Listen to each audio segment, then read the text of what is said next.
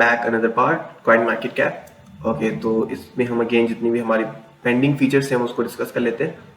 Okay, तो हम जैसे यहाँ पे क्रिप्टो करेंसीज पे क्लिक करेंगे तो यहाँ पे हमें ओवरऑल एनएफटी का ऑप्शन मिलता है स्टेटस का। तो यहाँ पे एनएफटीज के बारे में आप जान सकते हैं कि एनएफटीज कितनी आज की एनएफटीज का मार्केट वॉल्यूम कितना है और टोटल मार्केट कैप क्या है। और एनएफटीज में वैसे मैं सीरियसली बताऊँ मुझे कोई ज़्यादा इंटरेस्ट नहीं है। मैंने स्टार्टिंग में कुछ एनएफटीज बना के बेची थी जो कि $2-3 मुझे अर्निंग हुई थी, बट उसके बाद मेरा इंटरेस्ट एकदम से खत्म हो गया। और इसमें आप इन्वेस्ट ना करिएगा।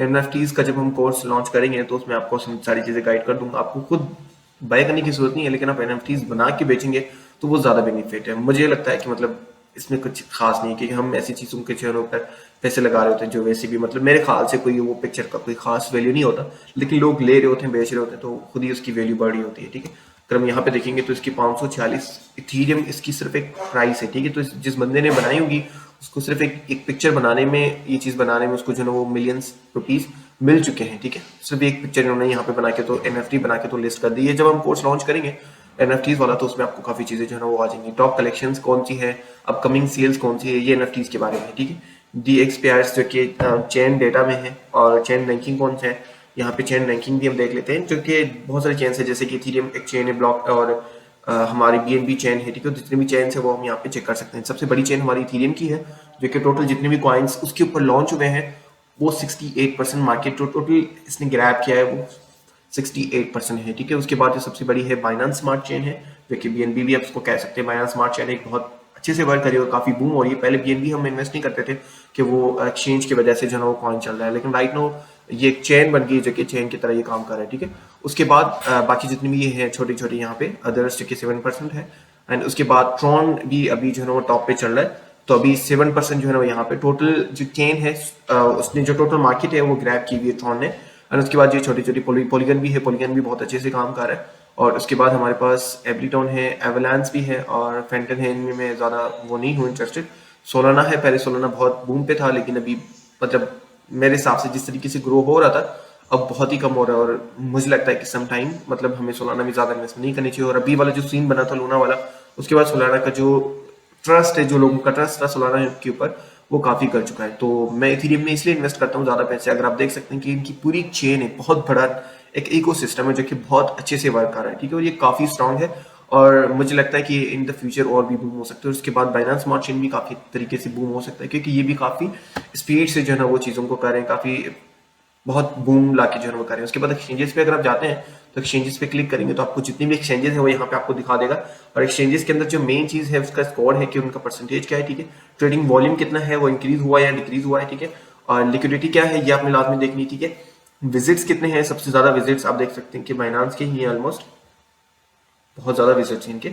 और टोटल मार्केट्स कितने कॉइन्स उसके ऊपर जो है वो लिस्टेड हैं ये भी आप यहाँ पे चेक कर सकते हैं। ठीक है, और आप देख सकते हैं बाइनेंस इतनी बड़ी एक्सचेंज होने के बाद भी इनके पास सिर्फ 1600 जो है ना वो यहाँ पे प्रोजेक्ट्स हैं। अगर हम यहाँ पे देखेंगे get.io तो यहाँ पे 2600 प्रोजेक्ट्स इनके लॉन्च हो चुके हैं। बाइनेंस इसलिए मुझे भी अच्छा लगता है कि वो जितने स्कैम्स वाले प्रोजेक्ट्स हैं उनको लिस्ट ही नहीं करता। अगर लिस्ट करते हैं और अगर कोई स्कैम कर लिया तो उसको डी लिस्ट कर लेते हैं। और ये होता है कि इनका काफ़ी हद तक चीज़ें ठीक है। जब मतलब कोई भी प्रोजेक्ट बाइनेंस में लिस्ट होता है तो हमारा इंटरेस्ट थोड़ा सा उस पर बढ़ जाता है। लेकिन ऐसा नहीं कि आपने किसी भी मतलब 1600 प्रोजेक्ट्स में से मैं अगर मैं सिर्फ 15 से 20 प्रोजेक्ट्स में इन्वेस्ट कर रहा हूँ, दैट मीन्स बाकी सारे जितने भी प्रोजेक्ट्स हैं वो मुझे एक तरीके से स्कैम लग रहा है या मैं उनके ऊपर ट्रस्ट नहीं कर सकता। ठीक है, ओके। और उसके बाद हम यहाँ पे देख लेते हैं बाकी जितनी भी हैं एक्सचेंज में। आपको बताता हूँ काफ़ी लोग पूछते हैं कि सर हमें कौन सी एक्सचेंज यूज़ करनी चाहिए, तो यहाँ पे मैं आपको सिर्फ एक ही एडवाइस करता हूँ कि आपको सिर्फ बाइनेंस यूज़ करना चाहिए। ठीक है, एंड उसके बाद अगर आपको फ्यूचर ट्रेडिंग करनी है तो आप जो है ना वो थोड़ा बहुत फंड क्रेकन या क्यूकैन पे रख सकते हैं। एक और भी एक्सचेंज है जो कि मैं आपको जो है नेक्स्ट जब एक्सचेंजेस वाला वीडियो आएगा उसमें मैं आपको बता दूंगा कि आपको कौन कौन से एक्सचेंजेस और एक्सचेंजेस के ऊपर MEXC मैं काफ़ी यूज़ करता हूँ फ्यूचर ट्रेडिंग के लिए और हमारे काफ़ी टीम मेंबर्स यूज़ भी कर रहे हैं। ये ठीक है, लेकिन इसमें आपको जो है $100 से ज़्यादा ऊपर पैसे नहीं रखने चाहिए। जितने भी एक्सचेंजेस हैं ये सब जो है ना वो एक तरीके का फ्रॉड कर सकते हैं और सबसे ज़्यादा जो डंप आएगा मार्केट के अंदर वो इन्हीं की वजह से आएगा और ये कुछ ना कुछ यहाँ पे कर सकते हैं और क्योंकि हमारा पैसा किसी और के कंट्रोल में है। अब इसका मतलब मैं आपको समझाता हूँ कि मैं आपको एक एग्जांपल देता हूँ। आपने शॉप से लिया गोल्ड, ठीक है, और वो गोल्ड आप अपने घर पे लाके अपनी अपनी वॉलेट में रखते हैं। ठीक है, और यहाँ तो आप ऐसा करते हैं कि गोल्ड लेके उनके पास ही रख लेते हैं, शॉप वाले के पास ही रख लेते हैं। क्या आप ऐसा करते हैं? नहीं ना। तो ये एक्सचेंजेस सिर्फ कॉइन्स या प्रोजेक्ट्स बाय एंड सेल के लिए यूज की जाती हैं, ठीक है। अगर आप शॉर्ट टर्म इन्वेस्टमेंट के लिए फॉर एग्जांपल अभी आपने लिया है, एक मंथ में आप बेचने वाले हैं, तो आप एक्सचेंज पे रख सकते हैं, कोई मसला नहीं है। अगर आपने इस माइंडसेट से लिया है कि आप आज लेंगे और एक साल बाद उसको बेचेंगे या 2 साल बाद उसको बेचेंगे, देन आपको किसी भी एक्सचेंज के ऊपर अपना फंड रखना ही नहीं चाहिए। मैंने आपको एग्जांपल दिया ना, इसका मतलब ये है कि आपने फाइनेंस में कोई भी प्रोजेक्ट लेके उधर रख दिया, इसका मतलब है कि आपने सोना लिया और सोना लेके दुकानदार के पास ही रख दिया कि आप अपने पास ही रख दो। आपने अपना वॉलेट जो है ना वो अपने घर पे आके तिजोरी में नहीं रखा। तो डिसेंट्रलाइज वाले जैसे ट्रस्ट वाले मेटामास्क जो है ना वो उसमें आपने रखना है। समटाइम मेटामास्क में भी लोग लूज कर देते हैं क्योंकि उनसे कीज गुम हो जाती है, तो आपने कीज गुम नहीं करनी, उनको अपनी संभाल के रखना है, ठीक है। कम्युनिटीज जो लोग मतलब यहाँ पे कम्युनिटीज बनाते हैं तो वो आपको यहाँ पे ऑप्शन मिल जाते हैं, इसमें कुछ कोई खास नहीं है। और इनकी कुछ प्रोडक्ट्स हैं, कन्वर्ट भी आप कर सकते हैं। और इनका मोबाइल ऐप भी है, अगर आप ऐप यूजर हैं, आपके पास पीसी नहीं है, वैसे मैं आपको रिकमेंड करता हूँ कि अगर आप ट्रेडिंग करते हैं तो मोबाइल पे ट्रेडिंग नहीं हो सकती। मोबाइल पे आप सीख नहीं सकते, ना एनालिसिस कर सकते हैं, ना ही आप ट्रेडिंग कर सकते हैं। आपके पास एक पीसी होना चाहिए, वो किसी भी लेवल का हो, डजंट मैटर, आपके पास पीसी लाजमी होना चाहिए। और ब्लॉकचेन एक्सप्लोरर जो कि ब्लॉकचेन के बारे में ये चीजें गाइड कर रहे हैं, तो ये भी आप यहाँ पे अगर आप ओपन करके चेक करना चाहें तो आप यहाँ पे कर सकते हैं। जॉब्स बोर्ड ये भी ऐसा कोई खास नहीं है इनका।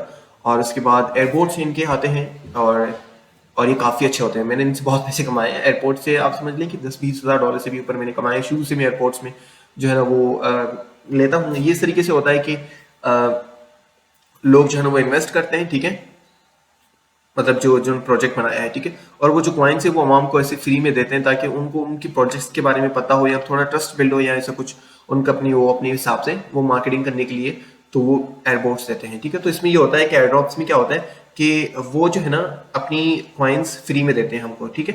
तो इससे होता है कि जब उनको वो लिस्ट करते हैं किसी भी एक्सचेंज पे तो हमें जो है ना उसकी एक प्राइस मिल जाती है। समटाइम $100 का होता है, समटाइम $500 का भी होता है। समटाइम जब हम एयरड्रॉप्स में जब कॉइन्स मिल जाते हैं तो मैं उनको रख देता हूँ क्योंकि मैं उस टाइम उनको सेल नहीं करता। और यही सबसे ज्यादा बेनिफिट होता है जब वो प्राइस जस्ट लिस्ट होते हैं एक्सचेंजेस पे, क्योंकि वो एयरड्रॉप शुरू करते हैं तो खुद ही जो है ना उनकी प्राइस बढ़ जाती है। तो मैं कुछ बेच के कुछ रख देता हूँ, तो वहां से भी मुझे बेनिफिट हो जाता है क्योंकि फ्री में चीज मिली है तो हमें उसका बेनिफिट लेना चाहिए, ठीक है। इनका रेफरल प्रोग्राम है वो भी आप कर सकते हैं। और यहाँ पे लर्न एंड अर्न का ऑप्शन है, इस पे भी आप क्लिक करके आपको बहुत सी नॉलेज मिल जाएगी, तो आप यहाँ पे भी कर सकते हैं। आईसीयू क्लीनर भी आप यहाँ पे इनका ओपन करके तो ये भी आप यहाँ पे चेक कर सकते हैं, ठीक है। ऐसे चीज में कोई खास काम नहीं है आपका, लेकिन फिर भी आप यहाँ पे करना चाहें तो कर सकते हैं, ठीक है। उसके बाद हमने क्रिप्टो करेंसीज पे क्लिक करना है। जैसे क्रिप्टो करेंसीज पे क्लिक करेंगे तो यहाँ पे आपको ट्रेंडिंग में जितने भी करेंसीज है वो यहाँ पे आपको मिलेंगी, जितनी भी जो अभी ट्रेंड पे चल रही है। जैसे सोलाना को ज्यादा सर्च किया जा रहा है, सर्च उसमें ज्यादा ट्रेड की जा रही है, तो ये ट्रेंडिंग में इसलिए है। पैंक्सवेब है, शेबू है, मैटिक है, एडा है, तो ऐसे प्रोजेक्ट्स हैं जो कि मुझे पसंद है, तो ये सारे अभी ट्रेंडिंग में चल रहे हैं। तो समटाइम आपको ट्रेंडिंग में देखना चाहिए कि ट्रेंडिंग में क्या चल रहा है, उसी में आपको इन्वेस्ट करना चाहिए क्योंकि ट्रेंड इज योर फ्रेंड, ठीक है। और मोस्ट विजिटेड कॉइन्स भी आप यहाँ पे चेक कर सकते हैं, ठीक है। उसके बाद आप यहाँ पे एक और चीज मैंने यहाँ पे आपको समझानी थी, रिसेंटली एडेड पे अगर आप क्लिक करेंगे तो जितने भी न्यू प्रोजेक्ट्स हैं, अगर आप न्यू प्रोजेक्ट्स की तलाश में हैं तो आप यहाँ पे उनको ले सकते हैं और उसके बारे में स्टडी कर सकते हैं, ठीक है। उसके बाद जो मेन चीज, अगर आप किसी भी कॉइन के बारे में स्टडी करना चाहते हैं, फॉर एग्जाम्पल मुझे सोलाना के बारे में जानना है कि सोलाना किस तरीके का प्रोजेक्ट है, ठीक है, तो उस पर जैसे आप क्लिक करोगे तो उसके बारे में कंप्लीट डिटेल आ जाएगी, ठीक है। तो सबसे पहले इसका नाम यहाँ पे आ जाता है, उसके बाद लोगो आ जाता है, उसके बाद उसका शॉर्टकट आ जाता है कि उसका शॉर्टकट में नाम क्या है। उसके बाद आप इसको यहाँ पे वॉच लिस्ट में ऐड करना चाहें तो ऐड कर सकते हैं, ऑलरेडी एडेड है मेरे पास। और उसके बाद यहाँ पे एक और ऑप्शन आता है फॉलो का, अगर आप फॉलो करते हैं तो इनकी जितनी भी अपडेट्स हैं वो आपको यहाँ पे मिल रही होती हैं, ठीक है। एंड उसके बाद यहाँ पे इसकी जो अभी की प्राइस चल रही है वो क्या है, ठीक है, और बीटीसी में इसकी प्राइस क्या है, इथेरियम में इसकी प्राइस क्या चल रही है, 7% ऊपर गया था ये। और उसके बाद यहाँ पे लोज क्या बने इसके लास्ट 24 आवर्स में और हाईएस्ट क्या बने, ये इसको हम जहाँ थोड़ा सा चेंज करके 1 ईयर लोज का देख लें कि एक साल में अगर ये लो से लो क्या है तो $8 पे क्या है, और हाई से हाई 173 तक गया है, ठीक है। तो अब यहाँ पे ये चीजें चेक कर सकते हैं, इससे आपको जो है वो डायरेक्टली चीजें काफी हद तक समझ आ जाती हैं, ठीक है। और यहाँ पे आप रैंकिंग चेक करेंगे जो कि बहुत जरूरी होता है किसी प्रोजेक्ट के बारे में। उसके बाद क्वाइंट है, क्वाइंस कितने हैं टोटल, सॉरी वॉच लिस्ट कितने लोगों ने, मतलब कितने लोगों ने अब इसको फेवरेट में ऐड किया हुआ है, तो ये इससे पता चलता है कि कितने लोग इस प्रोजेक्ट में इंटरेस्टेड हैं। और उनकी अपनी वेबसाइट लाजमी विजिट करनी है, ठीक है, ताकि आपको उनकी टीम के बारे में पता हो, ठीक है। इन कम्युनिटी में क्लिक करके तो आप कम्युनिटी जितनी भी है इनकी वो अपने लाजमी चेक करनी है, ट्विटर आपने विजिट करना है, ठीक है, इनकी वेबसाइट विजिट करनी है, इनकी टीम चेक करनी है, ठीक है, इनके साथ डायरेक्टली अगर बात करना चाहें तो वो भी इनके पास ऑप्शन है। एंड इसके बाद व्हाइट पेपर आपने इनका लाजमी रीड करना है, चेक करना है कि किस तरीके का व्हाइट पेपर है। हम इसको डाउनलोड कर लेते हैं, बाद में मैं इसको रीड कर लूंगा। तो अब यहाँ से इनका व्हाइट पेपर लाजमी रीड करेगा, इससे आपको काफी हद तक चीजें समझ आती हैं, ठीक है। जब हम फंडामेंटल एनालिसिस किस तरीके से करने किसी भी के, तो वो अब यहाँ पे चेक करेंगे, ठीक है। और आप टैक्स किस तरीके से कर सकते हैं वो यहाँ पे आपको सारे ऑप्शंस मिल जाते हैं। और इसमें टोटल वॉल्यूम कितना है, लास्ट 24 आवर वॉल्यूम कितना है, और फुली डिलीटेड मार्केट कैप कितना है, ठीक है। उसके बाद वॉल्यूम कितना है 24 आवर को चेंज करके आप, वैसे अगर आप कोई और टाइम फ्रेम चेक करना चाहें तो वो भी आप यहाँ पे कर सकते हैं। और सबसे ज्यादा इंपॉर्टेंट जो प्रोजेक्ट की बात होती है वो सर्कुलेटिंग सप्लाई होती है कि उस कॉइन की सर्कुलेटिंग सप्लाई कितनी है, ठीक है, यही सबसे ज्यादा इंपॉर्टेंट चीज होती है कि टोटल सर्कुलेटिंग सप्लाई किसी भी प्रोजेक्ट की कितनी है। उसके बाद आप यहाँ पे आएंगे तो आपको चार्ट मिल जाएगा, चार्ट में आप जो है चेक कर सकते हैं कि इस प्रोजेक्ट की कितनी ग्रोथ हुई थी और पहले कितना ग्रोथ हुआ था और किस तरीके से। अगर हम यहाँ पे देखेंगे पहले स्टार्टिंग में इसकी प्राइस 0.062 थी और ये 2021 की बात है और इसने बहुत ही अच्छा पंप दिया था जब मार्केट जो है वो पंप हुई थी उस टाइम, और ये बहुत बड़ा पंप था। आप समझ सकते हैं कि 91 बिलियन इसमें टोटल जो है ना वॉल्यूम था और अगर यहाँ पे आते थे तो इसका 2 बिलियन जो है ना वो वॉल्यूम हो गया, ठीक है, तो इससे आप 3 बिलियन हो गया था। तो इस सब चेक कर सकते हैं कि अगर कोई भी प्रोजेक्ट बढ़ रहा है तो उसमें वॉल्यूम की सबसे ज्यादा इंपॉर्टेंट, क्योंकि वॉल्यूम ही मेन चीज है जिससे मार्केट जो है ना वो ऊपर जाएगा नीचे जाएगा, यही सब चीजें इंपॉर्टेंट होती है, ठीक है। तो आप यहाँ पे चेक कर सकते हैं कि अगर यहाँ पे वॉल्यूम 370 बिलियन था मिलियन था तो यहाँ पे भी वॉल्यूम कितना है 200 है, ठीक है, तो उससे भी कम है। तो इसका मतलब ये है कि अगर हम यहाँ पे जिन लोगों ने ऑलमोस्ट, ये टाइम क्या चल रहा है, हाँ 2021 में अगर किसी ने इन्वेस्ट किया है और उसको इतना बड़ा रिटर्न मिला है, अपनी उसकी जो इन्वेस्टमेंट है वो 3x 4x 5x हो चुकी है, तो अगर आप अभी इन्वेस्ट करेंगे तो आपको कितना प्रॉफिट है, इस तरीके से ये आप यहाँ पे चेक कर सकते हैं, ठीक है। उसके बाद आप यहाँ पे सोलाना का जो नेम है वो भी आप यहाँ पे देख सकते हैं, ठीक है। उसके बाद इसकी जो न्यूज़ हैं वो भी आप यहाँ पे चेक कर सकते हैं, ठीक है, और कम्युनिटीज हैं अगर आप इनके साथ डायरेक्टली चैट करना चाहें तो वो भी आप यहाँ पे कर सकते हैं, ठीक है। थोड़ा सा हम नीचे लेके जाते हैं और सोल डेटा लाइव, ये इनके बारे में थोड़ी सी है बात सोलाना, और ये आपको डीफाई इनका जो स्टेबल कॉइन है ये भी आपको इसके बारे में बता रहे हैं और इससे रिलेटेड जितनी भी चीज़ें आपको यहाँ पे डिटेल में मिलती हैं वो आप यहाँ पे रीड कर सकते हैं। और थोड़ा सा आप नीचे जाएंगे तो सोल प्राइस स्टेटिस्टिक्स, तो यहाँ पे आपको टोटल अभी जो प्राइस चली है जैसे $12 चल रही है, ठीक है, और 24 हावर वॉल्यूम में कितना ऊपर किया कितना नीचे गया आपको यहाँ भी मिलेगा, ठीक है। हाई एंड लोस 24 जो कि हम ऊपर देख चुके हैं ऑलरेडी, और टोटल मार्केट कैप क्या है इसका, और उसके बाद यहाँ पे रैंकिंग क्या है, और उसके बाद सबसे इंपॉर्टेंट मार्केट डोमिनेंस क्या है इसका 0.54% जो कि बहुत ही अच्छा है, ठीक है। कॉइन के अंदर सबसे मेन चीज ये होता है कि टोटल वॉल्यूम से उसमें कितना पैसा लगाया हुआ लोगों ने, कितने लोग उसमें इंटरेस्टेड हैं, और यहाँ पे इसकी टोटल सप्लाई और सर्कुलेटिंग सप्लाई आपने लाजमी देखनी कि और कौन सी कितनी सप्लाई है जो कि, और एक और चीज प्रोजेक्ट के बारे में अगर आपने देखना है कि उसकी जो सप्लाई है वो लिमिटेड होनी चाहिए। अनलिमिटेड सप्लाई कभी भी प्रोजेक्ट हो ना ज्यादातर नहीं चल सकता या ज्यादा जो है वो अच्छे से नहीं चल सकता, क्योंकि उसमें अगर आप उसमें इन्वेस्ट कर देते हैं और जो जिनका प्रोजेक्ट जिन्होंने बनाया हुआ तो और वो सप्लाई ऐड करके तो उसको डंप भी कर सकते हैं और वो अपने हिसाब से अपने फायदे के लिए कहीं पे भी यूज कर सकते हैं। आई होप आपको पूरा कॉइन मार्केट कैप समझ आ गया होगा। अभी जब हम फंडामेंटल एनालिसिस पे जाएंगे जो हम सीखेंगे कि आप किस तरीके से कर सकते हो किसी प्रोजेक्ट के बारे में, तो हम फर्दर जो है ना वो और डिटेल में डिस्कस करेंगे। थैंक यू सो मच, मिलते हैं नेक्स्ट मॉड्यूल में।